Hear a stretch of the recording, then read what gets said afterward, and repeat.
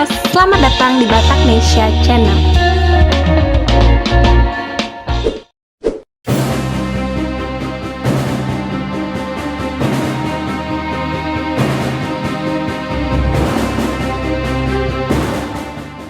Menarik mencermati kisah hubungan antara dua jenderal baret merah, Jenderal Purnawirawan Luhut Binsar Panjaitan dan Letnan Jenderal Purnawirawan Prabowo Subianto.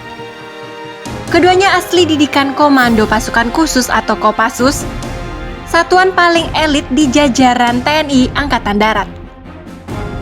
Kedua jenderal ini juga pernah sangat dekat, hubungannya naik turun. Jenderal Luhut tidak lain adalah senior Prabowo di Kopassus. Bukan hanya senior, Pak Luhut juga adalah bekas atasan langsung Prabowo di kesatuan elit tersebut. Bahkan keduanya pernah sekolah bersama saat dikirim Panglima TNI menuntut ilmu anti-teror di Jerman.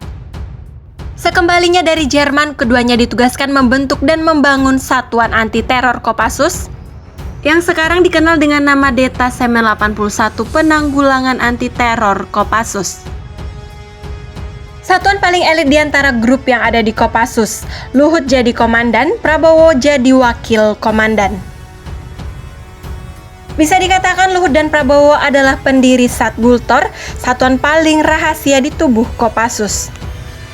Selepas pensiun, Pak Luhut mulai menjalankan bisnis, begitu juga dengan Pak Prabowo usai diberhentikan dengan hormat dari dinas militer. Mantan Danjen Kopassus itu juga melakukan kehidupannya dengan berbisnis. Di medan bisnis, Prabowo dan Luhut kembali dipertemukan lalu berkongsi.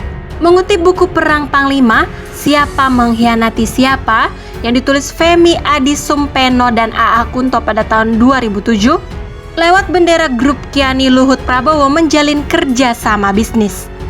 Kongsi bisnis antara mantan atasan anak buah ini dimulai ketika keduanya membeli aset-aset Kiani yang diambil Badan Penyihatan Perbankan Nasional atau BPPN yang sebelumnya Kiani dimiliki oleh pengusaha Bob Hasan. Tapi karena diterpa krisis, Kiani diserahkan Bob Hasan ke BPPN karena tak bisa membayar kredit macet. Luhut dan Prabowo kemudian membeli Kiani. Di Kiani, Luhut menjadi komisaris utama, sementara Prabowo menjadi direktur utamanya. Di bisnis, Bapak Luhut Binsar Panjaitan dan Bapak Prabowo Subianto berkongsi. Tapi lain lagi di politik, keduanya berseberangan bahkan saling berhadapan. Dimulai dari pemilihan presiden tahun 2014, berlanjut di pemilihan presiden 2019.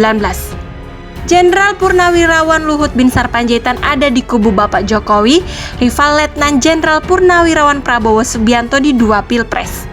Bahkan Luhut jadi salah satu orang kepercayaan Jokowi. Pun di Pilpres 2019, kembali ex-komandan Gultor Kopassus dan mantan anak buahnya itu saling berhadapan.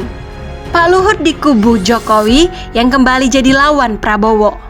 Sementara Prabowo kembali maju sebagai capres. Sejarah pun mencatat Prabowo yang berduet dengan Sandiaga Uno kalah melawan pasangan Jokowi Maruf Amin. Kini Komandan Gultor Kopassus dan ex anak buahnya bersatu, jadi kolega di kabinet.